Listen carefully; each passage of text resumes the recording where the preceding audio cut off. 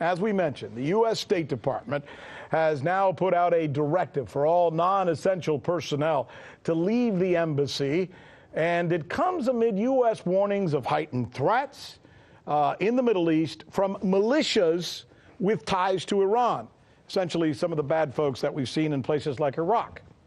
Also, normal visa services are going to be suspended both at the U.S. Embassy in Baghdad and the U.S. Consulate in Erbil.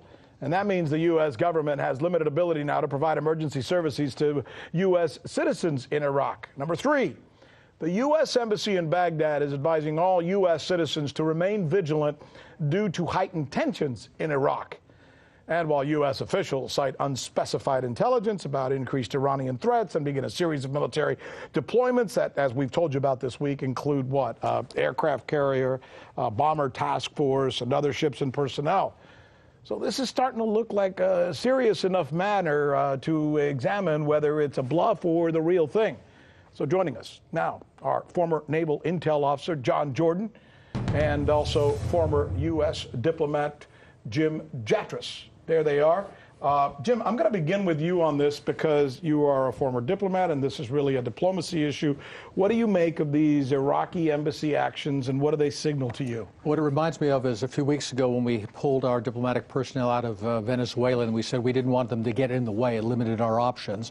If you anticipate there could be hostilities, you don't want a bunch of families of diplomats around as tempting targets either for local groups or... But what does that mean, anticipate there could be hostilities? That sounds so vague. Rick, I don't think it's vague at all. Really? I think it's quite clear that Mr. Bolton, Mr. Pompeo want regime change in Tehran, and I think they are willing to risk war to get it, and that's certainly on the table. But listen to what you're saying. There's a difference between something being on the table and actually having a plan of attack in place. Do you think it's the latter?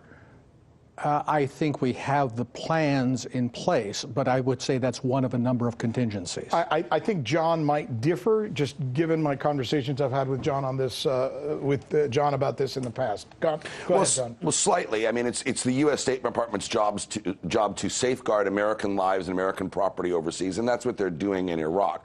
If Iraq is going to engage in conflict, it's going to be asymmetric in nature, and the easiest way for them to inflict damage on U.S. personnel and U.S. assets is probably in Iraq. Asymmetric warfare works better in land and urban environments than it does in an air-sea conflict. So we've got to look out for that. But I have to agree with Jim that there are a number of plans in place. I don't think that the U.S. wants to strike first, and I don't think Iran wants to strike first. Do either one of you think a war is imminent? No, probably not. Probably not. Probably not. All right, let me hear. I want you to take a listen to something, John. This is a piece of tape of a British general, I believe. This came to our attention today. He seems to be disagreeing with the U.S. position that Iraq is very dangerous and is about to attack and is a horrible regime and has been violating the nuclear deal, all of the above. Here, let's take a listen. No, there's been no increased threat from Iranian-backed forces in Iraq and Syria. We're aware of their presence, clearly, and we monitor them along with a whole range of others because that's the environment we're in. All right, so this goes to the point of the reason that we have to shut down the embassies and do all the stuff that we're doing in Iraq, because the U.S. is saying there's threats in Iraq. This general there is a British general. He's saying that's not true. What are we to make of this? Why are two different stories from allies, no less? Well, Captain Smith didn't see the iceberg and hit the Titanic coming from the Titanic either. These types of attacks are going to be carried out by cells, by militia group, by proxies, not necessarily by Iran. So there wouldn't necessarily be a lot of chatter or intel warning. So you're defending the Trump administration's position by saying it's not what we've seen, it's what history and experience has told us we will see. It's precautionary.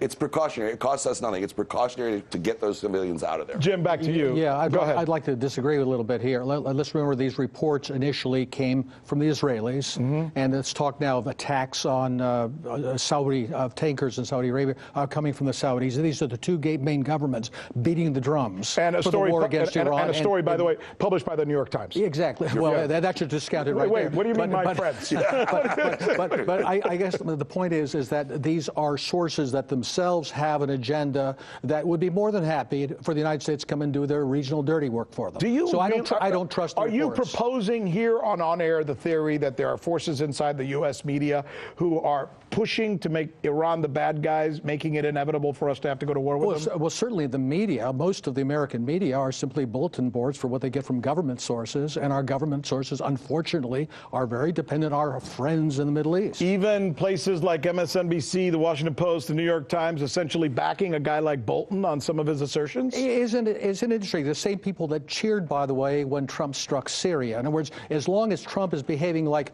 interestingly enough, George W. Bush, they're perfectly thrilled with him, but they hate him when he's not. Go ahead, John.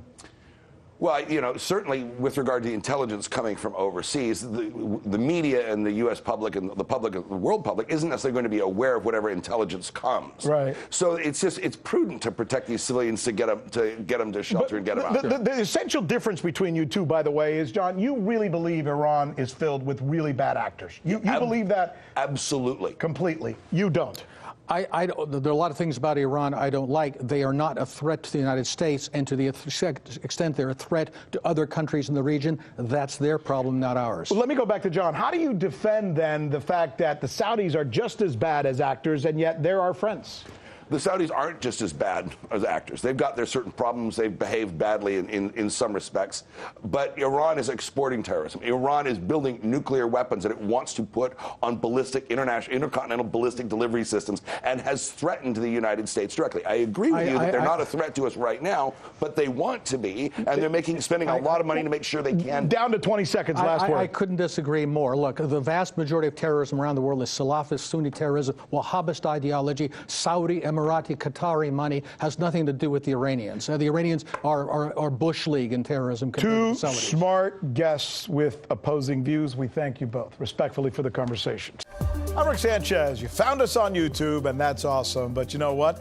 I'm also live every night at 7 and 8 p.m. Eastern on DirecTV and Dish and cable and satellite, the RT app, and Pluto TV.